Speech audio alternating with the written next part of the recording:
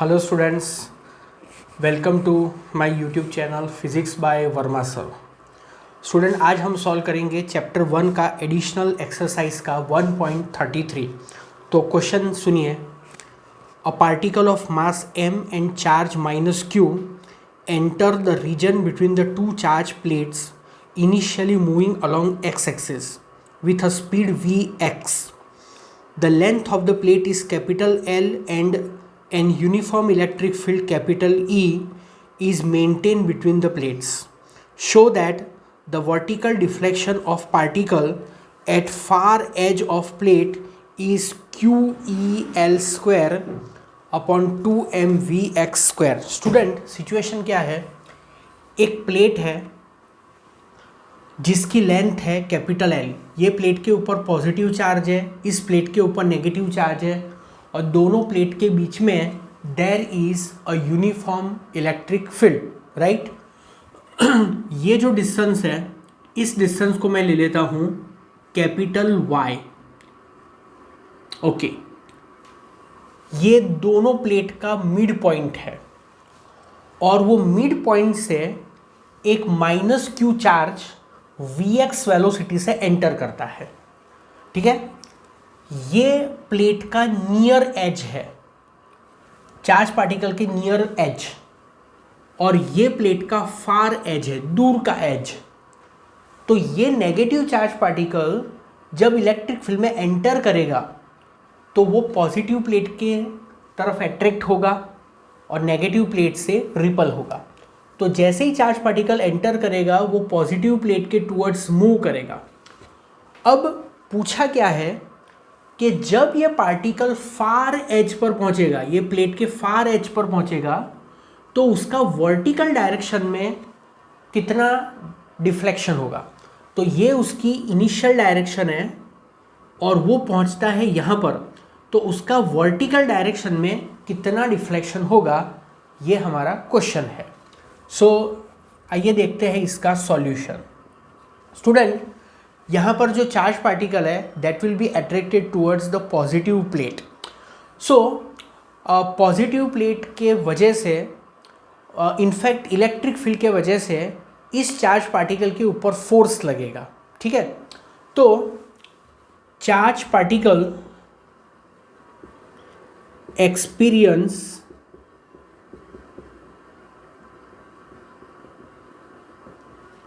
Force due to electric field. कितना force लगेगा उसके ऊपर? फोर्स मास इंटू एक्सीलरेशन, और फोर्स होता है charge into electric field, F equal to QE। Acceleration produced in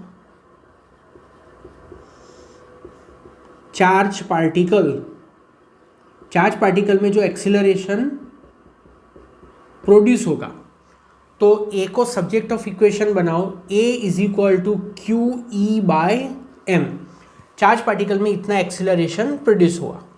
okay, अब स्टूडेंट, जब ये चार्ज पार्टिकल यहाँ से एंटर करेगा और फिर वो फार एज तक पहुँचेगा, तो उसको लेफ्ट एज से फार एज तक पहुँचने में कितना टाइम लगता है, तो वो भी हम कैलकुलेट करेंगे। तो time taken to reach far, दूर का edge. So time, student, time is equal to distance by speed, so L by Vx। जब चार्ज पार्टिकल यहाँ से यहाँ पहुँचेगा, वो कितना डिस्टेंस ट्रैवल करता है? प्लेट की लेंथ जितना। तो time is equal to distance by speed. Okay, अब जब चार्ज पार्टिकल यहाँ से यहाँ पहुँचेगा तो उसका y डायरेक्शन में क्या डिस्प्लेसमेंट होगा, ठीक है। तो वो कैलकुलेट करते हैं।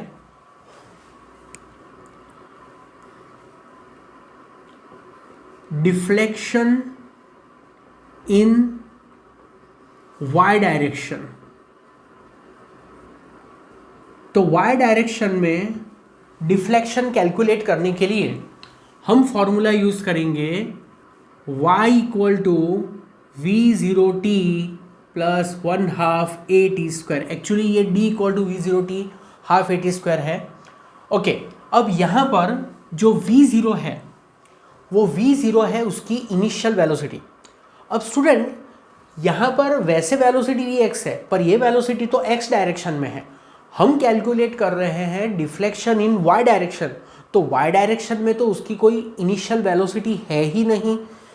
ये v0 इनिशियल वेलोसिटी होता है, उसकी जो इनिशियल वेलोसिटी है वो x डायरेक्शन में, y डायरेक्शन में कोई भी इनिशियल वेलोसिटी नहीं है। तो इसके लिए ये जो v0 है वो ज़ीरो आएगा। Initial velocity in x direction is zero. Acceleration हमने यहाँ पर ऑलरेडी कैलकुलेट करके रखा है, t यहाँ पर हमने कैलकुलेट करके रखा है। So therefore y equal to 1/2 acceleration QE divide by m, और टाइम है L/Vx square. So y equal to QEL square divide by 2mVx square. So student, as per the question, deflection in the y direction at the far edge is this much. So question 1.33 is completed. ठीक है, please note down this.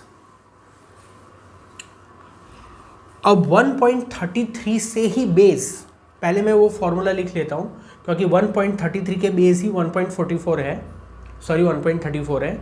QEL square upon 2m Vx square. ठीक है, I hope कि आपको 33 समझ में आ गया होगा। नाउ 34। अब 34 में क्या है कि हमको कुछ वैल्यूज़ दी है, पहले मैं वो वैल्यूज़ नोट कर लेता हूँ। Vx 2 × 10⁶ मीटर पर second, capital Y 0.5 centimetre, small y capital, ये मैं आपको समझाऊंगा ये सब कैसे लिख रहा हूँ मैं। 0.5 divide by 2 0.25 centimetre which is 0.25 10⁻² metre. ठीक है, where will the electron strike the upper plate? x distance at which electron strike upper plate. Okay, magnitude of charge of electron is given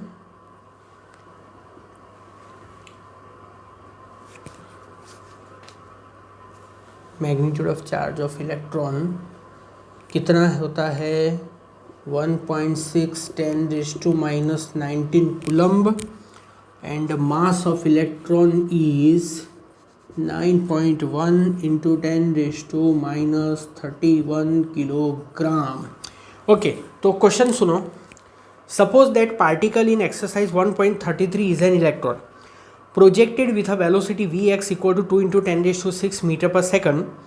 If electric field between the plates separated by 0.5 centimeter is 9.1 × 10⁻² Newton per coulomb, where will the electron strike the upper plate? Okay, student, जो previous numerical था उसमें charge particle left and से enter करता था और फिर वो far as तक पहुंचता था, बट फार एज तक पहुंचने के बाद भी वो अपर प्लेट को टच नहीं करता है। But in a certain situation मतलब फॉर सर्टन वैल्यूज ये चार्ज पार्टिकल लेफ्ट एंड से एंटर करने के बाद वो अपर प्लेट को टच कर सकता है एज के पहले ही। जैसे यहाँ से एंटर किया और ये एंटर कर प्लेट से में एंटर करके अपर प्लेट को टच कर लेता है। ठीक है, तो हमें क्वेश्चन पूछा है कि where will the charge particle touch the upper plate. तो ये जो x है, distance at which electron strike the upper plate, तो हमें क्या फाइंड करना है? हमें ये डिस्टेंस फाइंड करना है। मतलब फील्ड में एंटर करने के बाद वो कितने डिस्टेंस पर अपर प्लेट को टच करेगा। तो स्टूडेंट इस फॉर्मूला में ये जो कैपिटल एल था, वो कैपिटल एल क्या था? Horizontal distance travel by the charge particle. तो सेकंड क्वेश्चन में मतलब 1.34 में जो हॉरिजॉन्टल डिस्टेंस है कैपिटल एल, उसके प्लेस पर हॉरिजॉन्टल डिस्टेंस आएगा एक्स। प्रीवियस न्यूमेरिकल में चार्ज पार्टिकल यहाँ से पूरा यहाँ तक जाता था, तो हॉरिजॉन्टल डायरेक्शन में वो कैपिटल एल डिस्टेंस ट्रैवल करता था, पर यहाँ पर चार्ज पार्टिकल यहाँ तक पहुँचने के पहले ही अपर प्लेट को टच कर लेता है। तो हॉरिजॉन्टल डायरेक्शन में वो जो डिस्टेंस ट्रैवल करेगा वो एल के जगह एक्स होगा। तो यहाँ पर ये जो एक्स है वो एक्चुअली एल है, ठीक है, ओके। या तो फिर आप ऐसा समझो कि ये जो एल है उसके जगह हमको एक्स लेना है, ओके। तो ठीक है, और वो एक्स की वैल्यू हमें फाइंड करनी है, ओके। तो ये जो हमारा फॉर्मूला है, इस फॉर्मूला के अंदर जो y है उसको मैंने कैपिटल Y/2 लिया। अभी आप ये समझो कि यहाँ पर हमें एज्यूम करना है कि जो चार्ज पार्टिकल है वो दो प्लेट के मिड पॉइंट से एंटर करता है। Assuming that particle enter at mid point of separation between plates, ठीक है। ये एज्यूम करके ही इस न्यूमेरिकल को हमको सॉल्व करना है। तो अगर चार्ज पार्टिकल मिड पॉइंट से एंटर करता है और अगर वो यहाँ पर टच करता है, ठीक है, तो फिर उसका y डायरेक्शन में डिफ्लेक्शन कितना होगा? ये जो कैपिटल Y है उससे हाफ। देखो ये डिस्टेंस है कैपिटल Y, ठीक है। चार्ज पार्टिकल मिड पॉइंट से एंटर कर रहा है, ये और ये दोनों का मिड पॉइंट ये है, ये पूरा डिस्टेंस का मिड पॉइंट ये है। तो जब ये चार्ज पार्टिकल यहाँ पर टच करेगा तो उसकी जो ओरिजिनल डायरेक्शन होगी उससे उसका अपवर्ड डायरेक्शन में ये जो डिफ्लेक्शन होगा, ये डिफ्लेक्शन है उसका वर्टिकल डायरेक्शन में, ये कितना होगा? ये होगा कैपिटल Y/2। तो उसका जो वर्टिकल डायरेक्शन का डिफ्लेक्शन है स्मॉल y, वो अब होगा Y/2, okay. So y is equal to capital Y/2, assuming that particle enter the mid point of separation between plate. तो उसका जो वर्टिकल डायरेक्शन का जो डिस्प्लेसमेंट होगा, therefore small y is equal to Y/2, okay. अब ये formula में सब वैल्यूज सब्स्टिट्यूट करते हैं। अच्छा, यहाँ पर y है 0.5/2, ओके, वो ऑलरेडी मैंने कर ही लिया है, 0.25 इंटू 10⁻²। सो हमारा जो फॉर्मूला है उसमें वैल्यूज सब्स्टिट्यूट करते हैं। Small y is equal to QEL, पर L के प्लेस पर हमें क्या लेना है? x लेना है। तो QEx² divide by 2mVx²। So x² 2mVx² into y upon QE।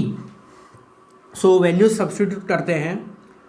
2 into mass of electron है 9.1, नहीं दिया है तो भी वैसे दिया हुआ होगा, 10⁻31 Vx, वेलोसिटी इन एक्स डायरेक्शन, 2 इंटू 10⁶, उसका स्क्वायर। स्मॉल y, तो स्मॉल y है y/2, 0.25 into 10⁻²,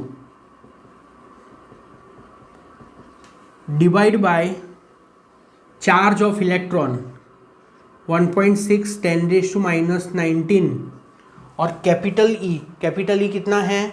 electric field given है, जो कि मैंने आई थिंक नहीं लिखा है, कोई बात नहीं, मैं लिख देता हूँ। कैपिटल E है 9.1 इंटू 10⁻²,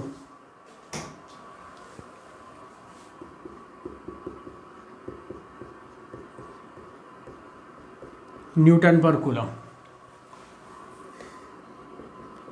एक बार मैं चेक कर लेता हूँ मैंने राइट वैल्यू सब्स्टिट्यूट की है या नहीं। मेरे पास इसका ऑलरेडी सॉल्यूशन है। 2 इंटू 9.1 0.25 इंटू 10⁻², 2 इंटू 10⁻6 का स्क्वायर, ओके चलो, वैल्यूज़ तो सब सही सब्स्टिट्यूट की है हमने। कैलकुलेशन भी एक बार देख लेते हैं। 2 इंटू 9.1 इंटू वो 2 का स्क्वायर आएगा 4 into 0.25 divide by 1.6 divide by 9.1। ये 9.1 ऐसे कैंसिल ही हो रहा था, कोई बात नहीं। चलो 1.25 into 10⁻31 plus 12 minus 2 plus 19 minus 2। Okay so 19 और 12 31 होता है, ठीक है। ये 31 कैंसिल हो जाएगा, -4 आएगा। So 1.25 into 10⁻⁻4। So x is equal to 1.25 का square root 1.1180 into 10⁻²। So x is equal to इतना मीटर है, ठीक है। तो इसको हम लिख सकते हैं 1.118 सेंटीमीटर। तो x इक्वल टू 1.12, ये 8 को ड्रॉप किया, 1 का 2 करना पड़ेगा, 1.12 सेंटीमीटर। सो फील्ड में एंटर करने के बाद 1.12 सेंटीमीटर का डिस्टेंस ट्रैवल करके वो अपर प्लेट को टच करेगा, ठीक है। तो student this numerical is completed. अच्छा, इसका जो पहले वाला मैंने न्यूमेरिकल किया था 1.33, उसमें एक क्वेश्चन और भी पूछा था जो कि मैं उस टाइम समझाना भूल गया। Compare this motion with motion of a projectile in gravitational field. Okay, तो आप ये नोट कर लो पहले, ठीक है। अच्छा स्टूडेंट, टेक्स्ट बुक में अगर आप आंसर देखोगे तो टेक्स्ट बुक का आंसर और मेरा आंसर डिफरेंट है। एक्चुअली टेक्स्ट बुक का जो आंसर है वो रॉन्ग आंसर है, ठीक है। क्योंकि टेक्स्ट बुक में जो कैलकुलेशन किया है उसमें ऐसा एज्यूम किया है कि चार्ज पार्टिकल यहाँ से एंटर करता है, तो यहाँ से एंटर करेगा तो ये जो डिस्टेंस उन लोगों ने लिया है ना वो 0.5 लिया है। जैसे मैंने यहाँ पर डिस्टेंस लिया है y/2, अभी हमने जो न्यूमेरिकल किया उसमें मैंने y/2 लिया है, 0.5 का हाफ 0.25 लिया है।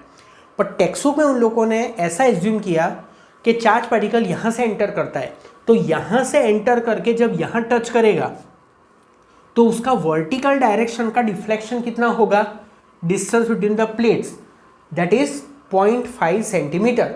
पर यहाँ पर मैंने ये एज्यूम किया है कि चार्ज पार्टिकल मिड पॉइंट से एंटर करता है, इसलिए जब वो अपर प्लेट को टच करता है तो उसका वर्टिकल डायरेक्शन का जो डिफ्लेक्शन है वो है 0.5 का हाफ, दैट इज 0.25 सेंटीमीटर, ठीक है। तो टेक्स्ट बुक में मिस्टेक है, जो मैंने आपको करवाया है वो ही राइट है। अच्छा, जो 1.33 था उसमें आपको एक पॉइंट लिख देना है न्यूमेरिकल 1.33 ख़त्म हो जाने के बाद। Like motion of body in gravitational field,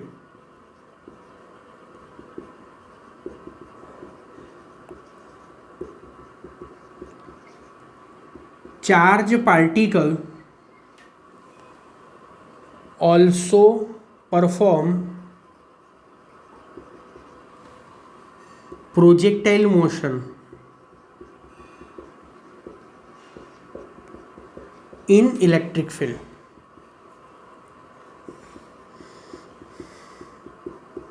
ठीक है,